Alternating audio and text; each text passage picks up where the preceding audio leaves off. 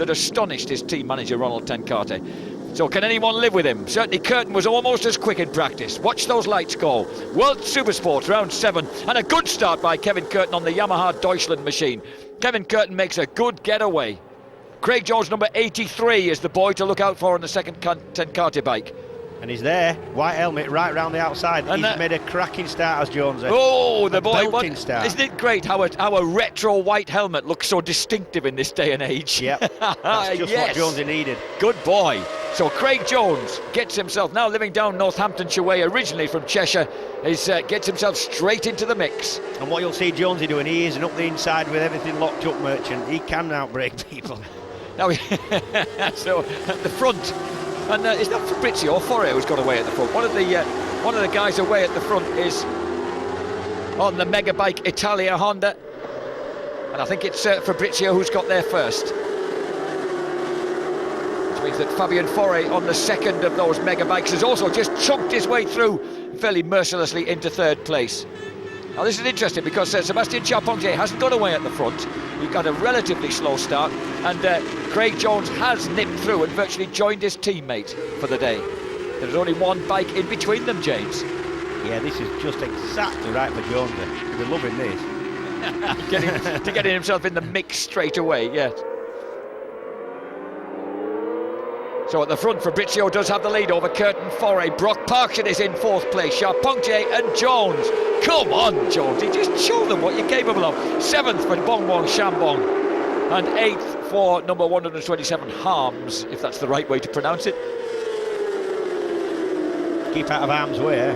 Keep out of harm's way, indeed. But of course, the German guys know this circuit, don't they? They've been around on this track a fair bit. Yeah, although it's not in Germany, the German Championship does go to different countries and they do come here every year. And the Ducati Karachi racing bike there of Gianluca Nanelli is also, as you would expect, somewhere up front. But it's the Honda versus Yamaha duel that's panning out at the front of the pack at the moment. And Fabrizio still has the advantage. Kevin Curtin looks up the inside, and the veteran Aussie slips through on the Yamaha Deutschland bike. He knows he's got a big chance here. Fujiwara is only... Oh, Jones is going completely... And he's... but he's holding on to Charpentier. Can his tyre last? Will he eat it up? I was trying to... My maths is hopeless. Fujiwara is 13 points ahead of Kevin Curtin in the championship. So Kevin knows a good result here is going to turn that right around for him and move him second. So Kevin, number 11. Oh, look at Jones. He's no respecter of people, is he? He's looking up the inside of Charpentier. No, you don't need to be. He needs to be exactly like this. He needs to be taking a few scalps. Certainly Ronald Tenkate has been well impressed with the lad this weekend. Jonesy was up in 6th place during qualifying on Friday.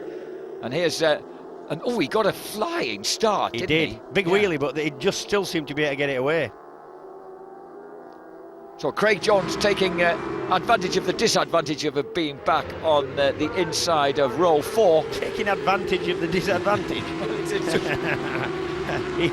What are you on about? Well, he was on the same side as Walter Damon, Fabian Foray and Charpentier, wasn't he? He was on the pole position side of the track. Yeah.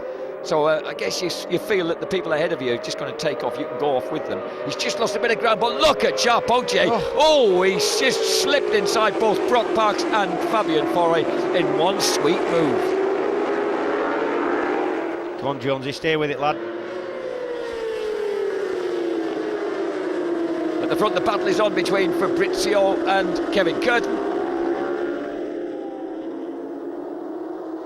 with the menacing figure of Charpentier now through into third place. Can Craig Jones hang on there? Stefan Chambong is now, as he begins to get to grips with his Honda, is the next one in line. And this is one of the circuits where the lap times between the Supersport and the Superbikes is fairly big, because what you end up getting is the 600 slower up the hills. They don't just haven't got the power that the Superbikes have got. Jones goes out wide. Jones, but he cuts right back in. Thank you very much. I'll have that back if I may. And in fact, that was Harms on the CBR 600 Honda who was trying to get inside Craig Jones then, but Jonesy boy was straight back.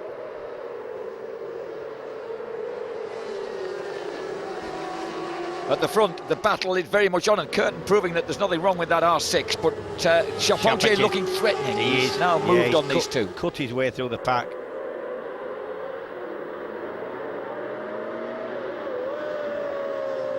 I love the sound of these screaming force in the bike. Well, you used to enjoy racing them, didn't you? Yeah, I did, yeah. Now, how narrow is the power band on these 600s in not racing too trim? No, these things now, but just above 140 horsepower. They're actually equivalent to what Superbike was not that long ago. I mean, I remember racing in maybe 93, 94 with less than 140 horsepower with a Superbike.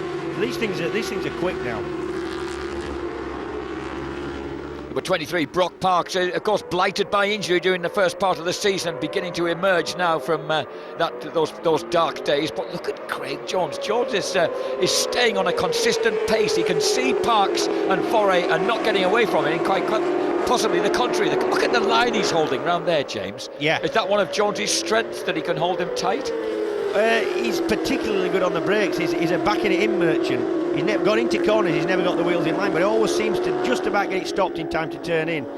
Particularly good on the brakes is Jones there, but he's good everywhere. I mean, he's a clever lad. It's the first time he's been here. He's approached it mentally really well, I think. He's learned, he's got quicker and quicker and quicker. In the race, he's running right with the front guys. Charpentier slips uncontroversially through past Michel Fabrizio into second place. Craig Jones, of course, was the British Superbike Championship Young Rider of the Year back in 2003 when he finished 7th on the Valmoto Triumph. He had actually the worst... Oh, look at Charpentier, but Curtin won't let him through. Curtin's tough. We didn't want to let him through, but eventually he had to give way. Didn't have any choice. Yeah, Jones had one of the worst crashes I've ever seen at Ulton Park. He actually lost the back but stayed on the bike and basically turboed himself clean into a bridge parapet, and it looked really bad. It looked like he'd been really badly hurt, and he was injured, but not that bad when he was a junior superstock rider. That was back, of course, in 2002. He's fully recovered now and is the jaunty, confident young man who's enjoying having a ride here with and really getting involved in the action. He's closed up, he's being pressed by Harms, and he's moving in on Foray and Brock Parks. So right now we've got these three at the front, and then we've got four more, including Craig Jones, in that pack behind. Ooh, that was a moment for Kevin Curtin. These lads, the bikes are biting him a bit. Yeah, the bikes are moving around quite a lot. And you're saying Jones is confident. He's confident stroke cocky, but he's actually quite good at, if you do actually take the mick out of him, he can handle it. Oh, he can dish it out, yes. but he can take it. Now, he actually came in and did some commentating with us and a little earlier in the season, and you were even impressed with how well he did that. I was too. No, he's a really confident, really articulate lad who's I don't want to blow a lot of smoke his way, but he's quite a clever lad. You were concerned about how good he was, actually, James. It nicked me job. The pay's that bad, he wouldn't want to do it. Oh, you've let the cat out of the bag now, mate. So we're looking at the new leader, Sébastien Charpentier, here at Brno. The first time, of course, that World Supersports has been here. Brock Parks typically backing it in. Look at this. Fabien Foray has been shoved back, and it's now Harms versus... I'd like to tell you what Harms' first name is, but I've managed to do myself out of an entry list. Harms on a Honda, on the yellow Honda. What's happening with Fabien Foray? Is he in trouble? Yeah, he's looking down at the bike. I'm sure he thinks he's got some trouble. So the Dark Dog team Honda of Harms moves through now in front of Craig Jones. Harms, of course, from racing German championships, will know what the state of play is around this circuit. Can Jonesy do anything about it? Number 83 on the Tenkate Honda. And I hope this performance is encouraging Ronald Tenkate. Oh, yes, Jonesy. boy! That's Jonesy all over, right up the inside, everything locked up, and still managed to get it turned. That's typical Jones. Oh, wonderful stuff. So Craig Jones showing that he's not going to let those guys get away, and that's Gianluca Nanelli, ever present, of course, and always a threat. Had a particularly brilliant day in front of his home fans at Monza. Look at this. Yeah, he's good at that. Wow, that was pure Colin Edwards in 2002, that. Fine showing there from Craig Jones. So he recaptures a place. So what he needs to do now, if he can get away, if he can just get his focus on Brock Parks, that might be able to pull him along a bit. Yeah, but that's difficult when you've got somebody snapping at your heels and you're having to defend. The leader, Charpentier, second place Fabrizio, third, number 11. And that's Kevin Curtin. And then we've got Parks, and then the battle on with Craig Jones, as you say, James, being harmed by harms, but so far managing to stay ahead of him. And I think I'll have to put in a written request to Ten Carter that we have Craig Jones in every round, please.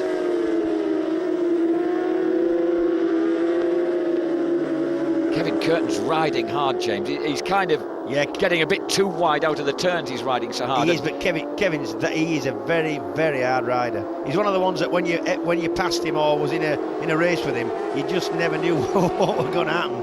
But you knew he'd have a go back here immediately if you passed him. So one howling Ten Carter Honda finishes another lap in the hands of Sebastian Charpentier.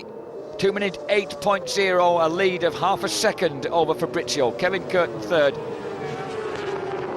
Brock Parks has a lead of 2.2 seconds over the battle between Craig Jones there, getting back inside Harms and the Dark Dog Honda. Harms went up the inside of Jonesy, but if you're outbreaking Jonesy, there's a fair chance you're going to run wide, which he did, and Jonesy just tucked him up the inside again. So is that something that if you're battling with a particularly late breaker, particularly someone who you don't know, you've never raced before, then I suppose you can get caught up in where his braking points are. And there's Foray is out. The Megabike Honda, definitely a problem from the unfortunate former world champ. All speculation, but he's looking at the back of the bike. It could be a clutch. I was saying that if it's someone who you don't actually know is a demon late breaker, but you can kind of get sucked into his braking points if you're side by side with him and think, oh, I'll just go in a bit later than him. Well, you've got your braking points, you've got your own braking markers, and obviously you're trying to outbrake people, but when you go up the inside of somebody who is particularly good on the brakes, it doesn't take much. If they can stop the bike, you only have to run wide 2 feet and they've got you back again. And at the moment, Kevin Curtin is staying with the Hondas. Charpentier not getting away. He's not able to lower his lap times and make them particularly quicker than the guys behind him. And they're just right there with him, having their own battle, but not doing anything silly. They're staying right there. Yep.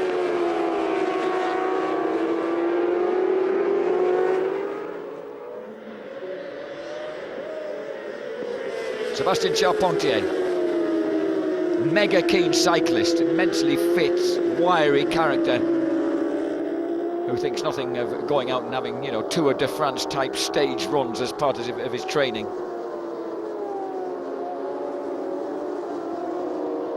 And of course they had a good test session in France recently, in which before the last round at Misano, that's the ultra white helmet of Craig Jones still holding on there in 6th place. Yeah, it's weird. Everybody's putting a load of effort into having a fancy helmet. Jones has just got a white one. It stands out more than anybody's. It's brilliant, a mile away. Reverse psychology.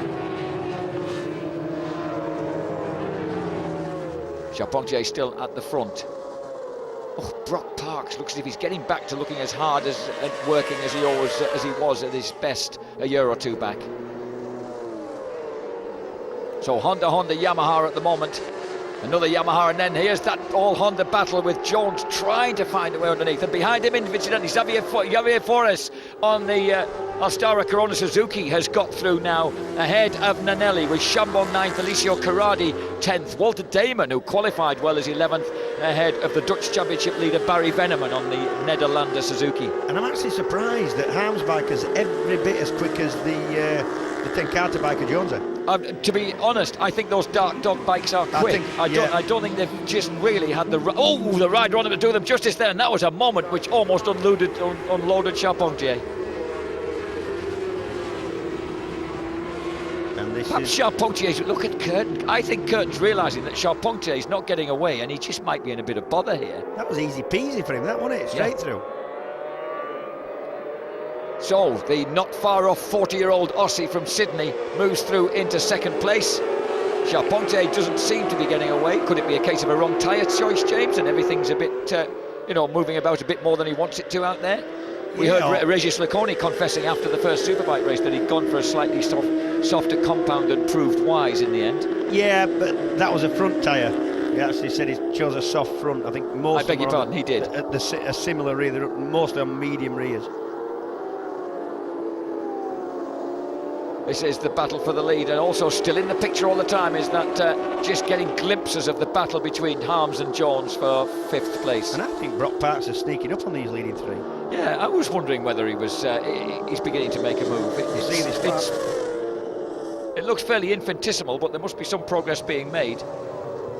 And we come up with 2:8.4280 for Curtin, 2:8.4283, and then 2:8.8 apiece for Harms and Jones.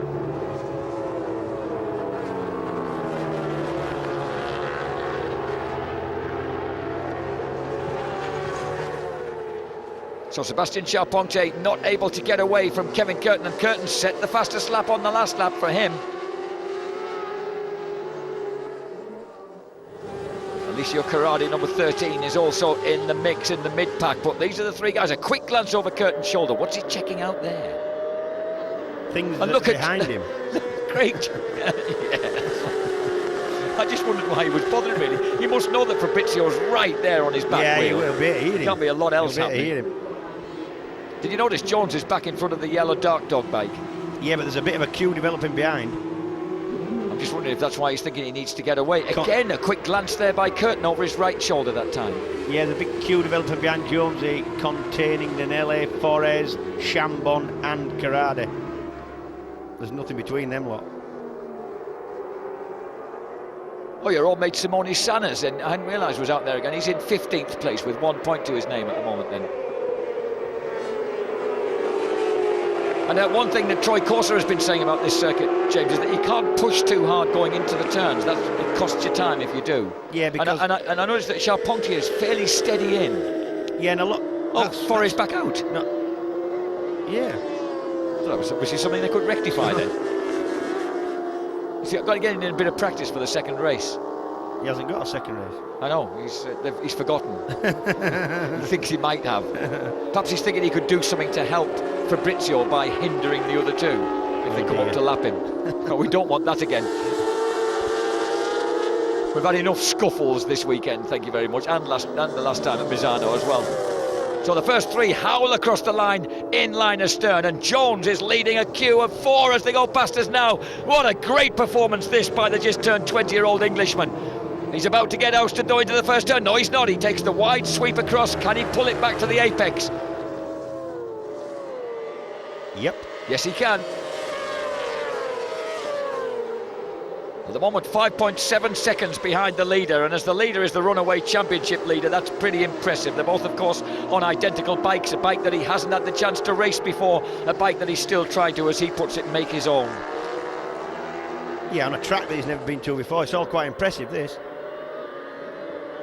And incidentally, the fastest lap on that last lap was 2 minutes 8.3, and that was by Brock Parks. So you could be right that boy, number 23, Parks, is edging in on the leading 4, and he is looking good round here. He's using all the rudder, and that's grippy paint. He just kept it lit up and cranked over the paint, and it kept gripping. So it's good to see Brock Parks, the chunky, amiable Aussie, beginning to get back into the fray now on the Yamaha Germany bike after a relatively understated first half of the season. Yeah, when you're behind a few riders like this and you just feel that you're catching, you without even trying, you push harder. You do get that sort of, ooh, I'm catching these boys. And he's right with him now. And you know, this is a lad who, you forget what a brief career some of these guys have had. His first year as a senior rider, the first time he started road racing was 1998, James. It's not very long ago, is it? No, you're upsetting me now. Because up to then, he'd done nothing but win 45 Australian junior dirt track championships. Oh, look at this. I think Curtin is really confident that he can do something because remember, Kevin Curtin was the fastest throughout qualifying until Charpentier, having had the fly taken out of his eye, went for his, as you so quickly put it, flying lap and just got the better of him by about 3 or 4 tenths. Just got the better of him by 3 or 4. That's a lot to knock off in one chunker. Yes, it is, you're right. Well, I mean, what Ronald said was that Kevin Curtin had gone quickly very early on and set a time that really seemed to him to be unbeatable. But look, just for a moment, take a look at this man, Craig Jones, once again. Oh, here comes Nanelli. Nanelli squeezes up there with the Ducati.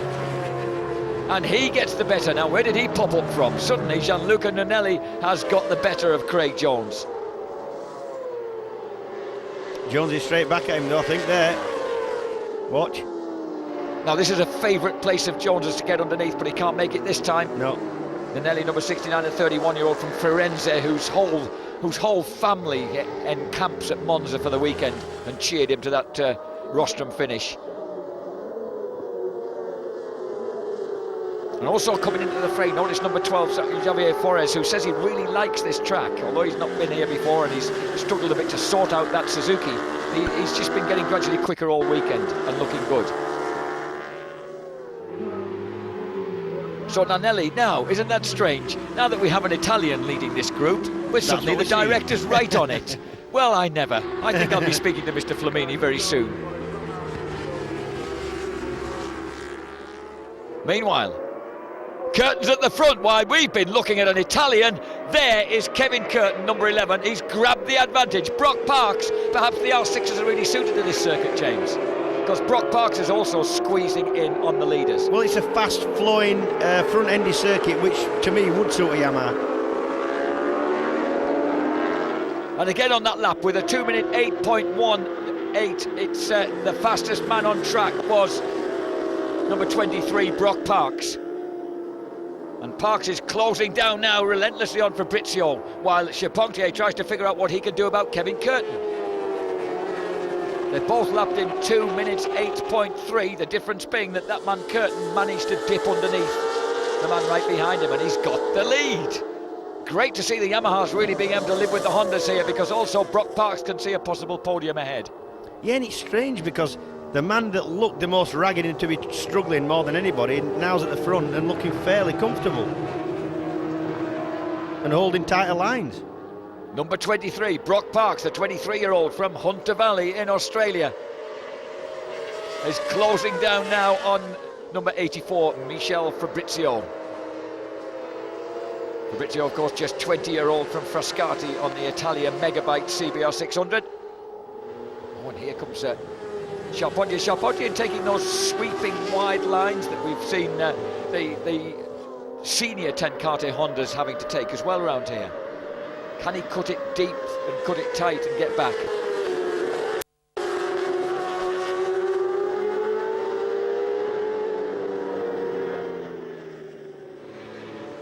Haven't seen Brock Parks looking as comfortable and confident as this all year. No, since last year.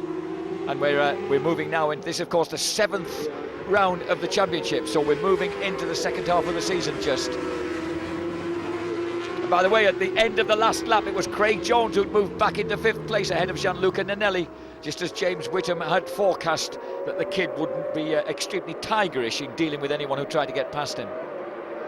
Yeah, I must admit, comes down to the last lapper, you'd have your money on Jones, or at least doing something to try and move up. Superb venue here. It is. Beautiful, beautiful place. It kind of has a slight quality of Monza to it. Yeah, there's a lot of woodland around it, and it's so close to the centre of town. It's got a real traditional feel like Monza. Although it hasn't been here long. It's not a traditional. Not been here only since '87. But it does, and that's Charpentier back up the inside of Curtin. But it does feel a real traditional circuit.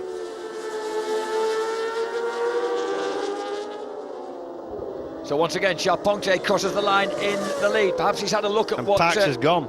Parks has gone? Where did Parks go? He's gone somewhere.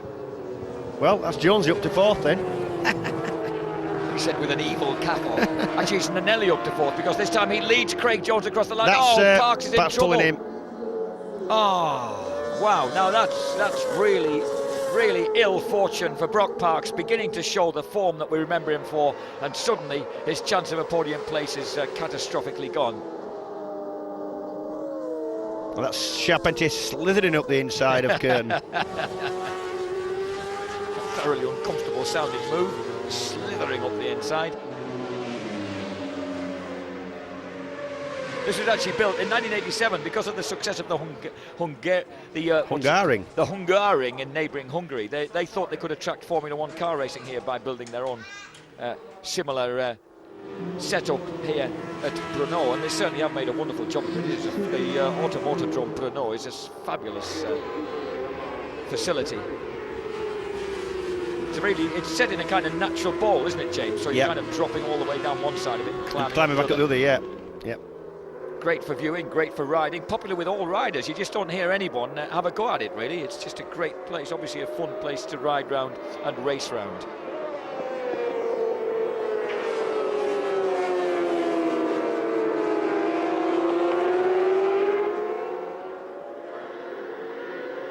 The battle for the lead between Charpentier and Curtin. Behind them, we've got Michel Fabrizio now a little lonely in third place, and Gianluca Nanelli fourth. Craig Jones fifth. Harms is sixth, seventh Forrest, eighth Chambon, ninth Karadi, 10th place now for Walter Damon. And they were said at best they were looking at Jonesy finishing top six, and it looks like he's going to do that. Touch wood. I'd love to see the lad show them what he's capable of by doing that. And it's behind this man, Michel Fabrizio, that the battle is going on that involves Jones. As we look back along the finishing straight. Looks like Harms has got Jones, eh? It looks like Nanelli goes past ahead of Harms and Jones. So Jones has just been squeezed back to that sixth place now. And he's also got Xavier Forrest in the position to give him a bit of a headache as well, the 19-year-old from Lombal. So Forrest, the Spanish teenager, is now moving in on Craig Jones. Come on, Jonesy, just keep it together. Oh, he's keeping it more than together. He's just slunk underneath Harms again. He does like that move, doesn't he? He does. Harms tries to get back up the inside, and I think he makes it this time. Jonesy cuts to the inside and passes him right back. This is good stuff. Yes, yes. The boy from the picturesque market town of Northwich in North Cheshire. They've just got to be careful, these two, that they're going to let Nanelli get away. Gilbert couldn't thrust, he'll give that thundering Ducati. It's funny how some people get on with the 749 and others don't, and Nanelli is one guy who seems to be able to wring its neck to good effect. Yep. So Gianluca Nanelli 69 on the SC Karachi Ducati 749. He is in fourth place. Fifth is Jones, sixth Harms. At the front, Charpentier still with the advantage over Kevin Curtin. Fabrizio all alone. And then Nanelli and Jones. God, Jonesy, look how late he was popping about the fairing there. Yeah, and then goes completely sideways. Goes sideways. Oh, he's using that rear tyre very hard. Well, sliding mid-corner. There's 6 laps left. Do you think he'll be all right for tyres lasting? The way that he Not if he keeps doing that. See, this is something else he's got to learn. This is a longer race in warmer conditions, around a more sort of aggressive kind of track, and this is going to wear his tyres more than he's used to. So he's entering unknown territory now. Yeah, I suspect. Yeah, well he is. Because remember, he made a terrific start to in his wild card race at Silverstone, and then his clutch cooked itself within a couple of laps. Well, he'd cooked the clutch going off the start, so he said he couldn't even hold it flat for the first. The laps he did, he couldn't hold it flat down the straight because the clutch slipped. He'd done it off the start. That's what he'd done. Tell you what, he's a brave lad, isn't he? He doesn't want this guy to get past him, and even when the guy looks to have what ought to be the superior racing line, he comes across and says, "That's mine." They're all pretty brave, these lads, but he's either brave or daft, and he certainly ain't daft. Which were you, James? A bit daft, actually. What did it feel like? I remember you surviving that wonderful moment when you went grass cutting at about 140 miles an hour at the top of the hill at Imola. What did that feel like at the time? It's just one of them things. You don't think it's going to happen, otherwise you'd stop it happening, but it does happen, and once you're on the grass, you've got to see how you can sort it out. Luckily, I wasn't aiming for any of the trackside furniture and managed to get it. Obviously, you can't lean over or brake as hard on the grass. You've just got to sit it up and see if you can get back on the tarmac and get going again. But it must feel fast on grass. It definitely feels a lot quicker on the grass than it does when on the tarmac, yeah. Wow. It's better to stay on the black sticky stuff than go on the green slippy stuff, I think. Yes, I think most people might agree with you there. Although we've seen a fair number of people kicking up dirt here, particularly on the edge of the final turn. Charpentier's wide at turn 10. Curtin really wanted to get through then, and he did bravely have a goal, but he didn't quite have enough momentum to get there. Charpentier went so quick in there and just couldn't make the apex. Kevin Curtin, of course, who's made his name in World Supersport and then disappeared again back to Australia, won a couple of championships there in the same year, and then made his return. You know, he's nothing if not determined to try and make his mark in World Supersport. Well, if nothing else, it's good for his air miles. It must be good for his air miles. And at the moment, France, Australia and Italy hold the first three positions in this World Supersport race with 5 laps remaining. Behind them, Nanelli and Jones and Harms and Forrest are fighting over that 4th place. Oh! I thought I heard some scraping.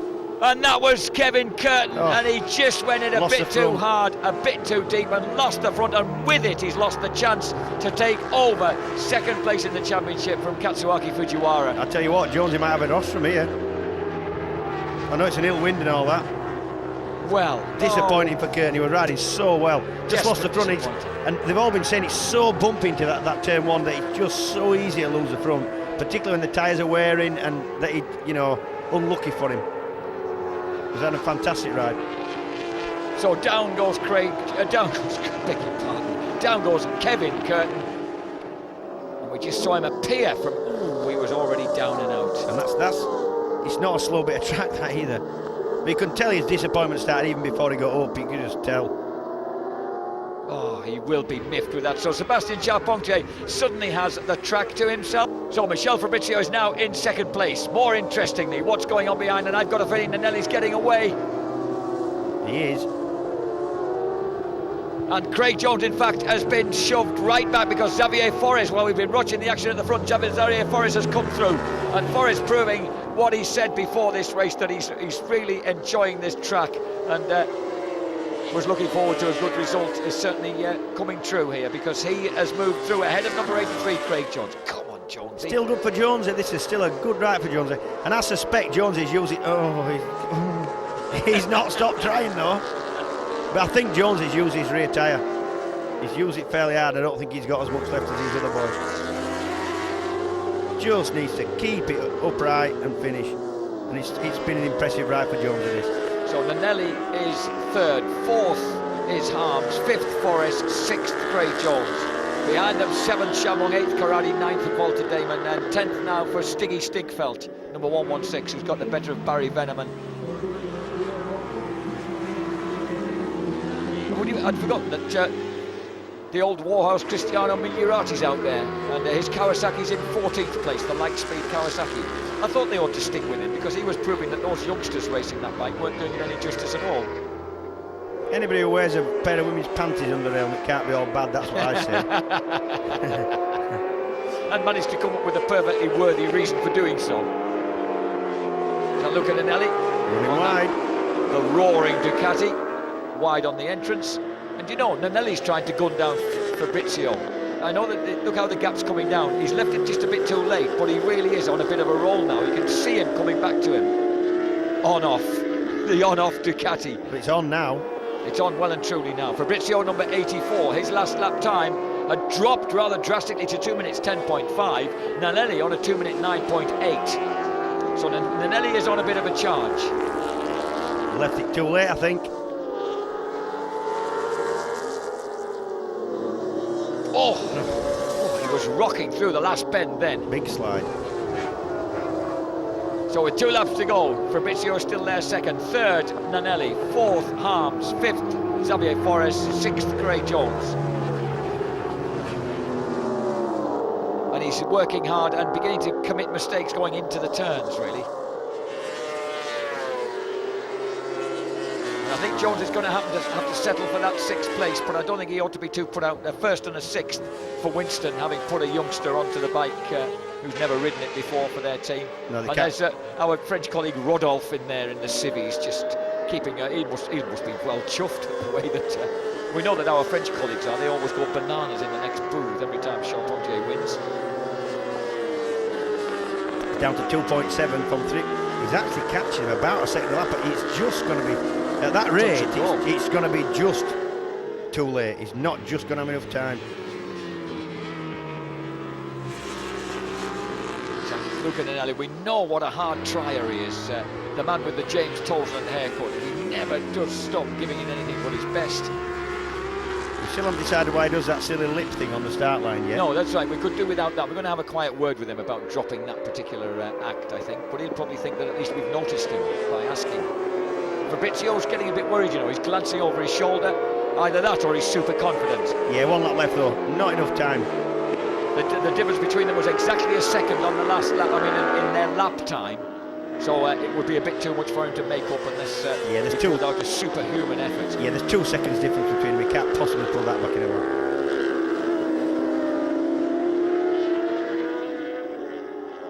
Fabrizio's just got to keep his wits about it, keep focused. Fabrizio, of course, at the moment, down in 7th place in the championship, 42 points. He's 4 points behind Stefan Changmon, so he'll move to 6th. And I beg your pardon, he'll move past the stricken... Brock Parks. He'll move past Brock Parks. So probably nick into 5th place in the championship with the 20 points he gets for 2nd. So with a lap to go, Michel Fabrizio still there in 2nd. I don't think Jones has given up on Forrest. Jones goes past, tried to grab a bit of the slipstream of that Alstara Corona Suzuki. Oh, Jones, he don't want to be trying so hard now and losing it. He needs to stop on. He's clever enough though. I don't care do anything silly. Although he did it Snet. What did he do at Snet? He crashed while leading, but it was easy done. A lot of other people did it.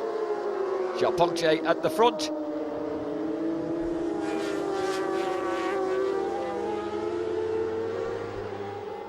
Heading for his 5th win out of 7 races, and the other 2 he finished 2nd.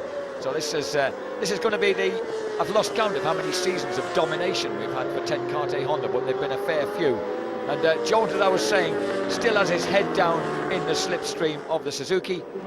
But while Charpentier can now just give himself a bit of a break during the final half lap, Fabrizio has to stay focused because behind him, Nanelli is on the charge.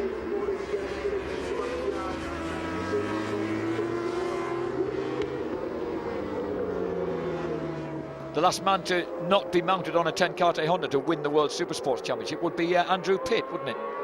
And since then, of course, we've had Foray, Vermeulen, Muggeridge, and now Charpentier looking at an odds-on favourite. He's still trying, isn't Nanelli? Not enough time. Not enough time, and probably costing himself time when that happened on the way into these turns. Needs another 2 laps that he hasn't got.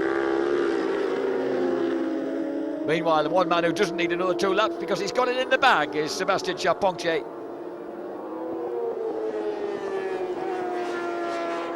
Now 32-year-old, the boyish 32-year-old from La Rochefoucauld. The man who loves cycling and racing motorcycles. He takes the win. And 2nd place for Michel Fabrizio on the Megabike Honda. 3rd place, Gianluca Nanelli. 4th place, Harms. 5th place, Forrest. 6th place for Craig Jones